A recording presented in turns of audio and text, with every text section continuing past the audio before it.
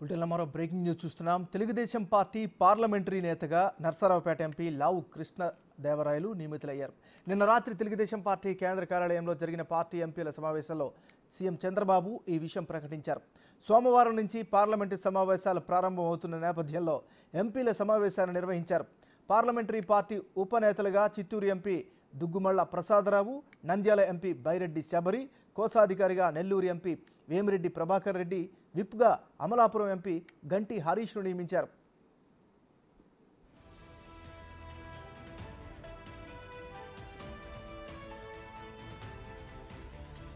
రాష్ట్రానికి ఎక్కువ నిధులు రాబట్టడం ప్రథమ ప్రాధాన్యంగా తెలుగుదేశం పార్టీ ఎంపీలు పనిచేయాలని చంద్రబాబు సూచించారు. పోలవరం, అమరావతిని ప్రాధాన్యాలుగా ఎంచుకొని పనిచేయాలని అన్నారు. అమరావతిని ఒక మంచి రాజధానిగా తీర్చిదిద్దాలని, కేంద్ర ప్రభుత్వ సంస్థలు అక్కడికి తరలి రావడానికి ప్రయత్నాలు చేయాలని సూచించారు. పోలవరం కూడా జగన్ విధ్వంస పాలనకు బలైందని, దానిని కూడా పూర్తి చేయాలని చెప్పారు.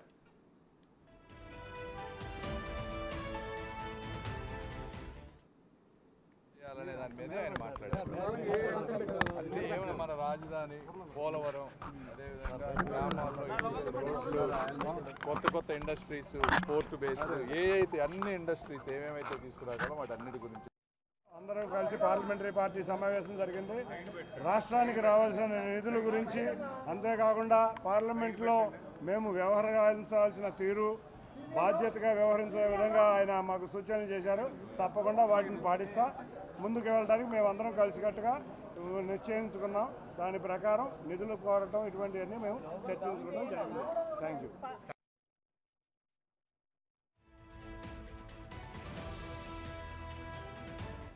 రాష్ట్ర ప్రయోజనాల కోసం మీ శక్తి అంతటినీ వాడాలని ఎంపీలకు చంద్రబాబు తెలిపారు. దాంతోపాటు రాష్ట్రం తరపున ఢిల్లీలో ప్రభుత్వ ప్రతినిధి నియామకంపై చర్చ జరిగినట్టు తెలుస్తోంది.